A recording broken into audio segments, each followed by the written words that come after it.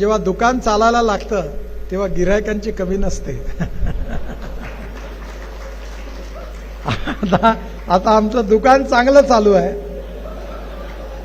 गिरायकांची कमी नाही आहे, पण ओरिजिनल गिरायक काही कुठे दिसत नाही आहे.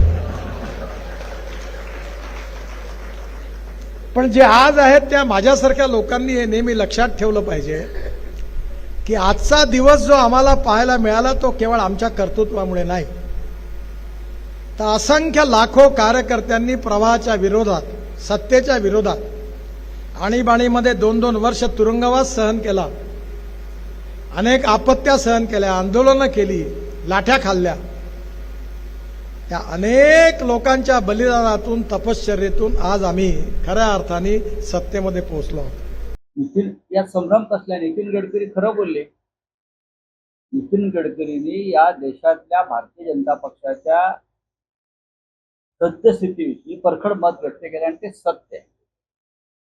आम्ही ते विचारतो की अटल बिहारी वाजपेयींचा भारतीय जनता पक्ष कुठे आहे? लालकृष्ण अडवाणींचा भारतीय जनता पक्ष कुठे आहे? ज्या पक्षाबरोबर आम्ही 25 वर्ष काढली तो पक्ष आज कुठे आहे? ते एनडीए कुठे आहे? नितीनजींनी सांगितलं की दुकान जोरात आहे, पण सगळा नवा माल आहे, ओरिजिनल माल बाहेर आहे, म्हणजे डुप्लिकेट माल आहे. आम्ही तेच म्हणतोय, भारतीय जनता पक्षाचं सध्याचं दुकान हे डुप्लिकेट माल विकणार आहे.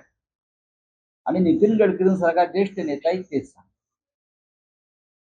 आज भारतीय जनता पक्षामध्ये जर महाराष्ट्रातलं आपण पाहिलं तर 70% लोक हा डुप्लिकेट माल आहे. भारतीय जनता पक्षाचे मित्र पक्ष आपण पाहिले हा डुप्लिकेट माल आहे.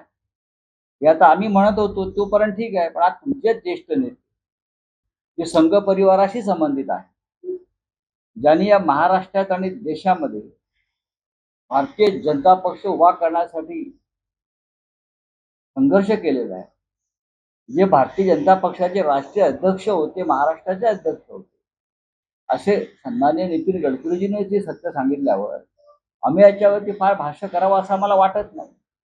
आम्ही तेच म्हणतो, कुठे आहे भारतीय जनता पक्ष? कुठे आहे ती विचारधारा ज्या विचारधारेसाठी आम्ही सगळे एकत्र आलो? अटलजींबरोबर, अडवाणींबरोबर, प्रमोद महाजन असतील, गोपीनाथराव मुंडे असतील, एकनाथराव खडसे असतील, महाराष्ट्रात तो भारतीय जनता पक्षात दिसतोय का? गडकरींची पण तीच खंत आहे, तीच व्यथा आहे. आणि मला असं वाटतं, भारतीय जनता पक्षावर प्रेम करणाऱ्या अनेक जुन्या जाणत्या कार्यकर्त्यांची तीच व्यथा आहे. आम्ही फक्त सतरंज्या उचलायला आहोत असं त्यांचे कार्यकर्ते जुने म्हणतात. बाकी मग तुमच्यांवरती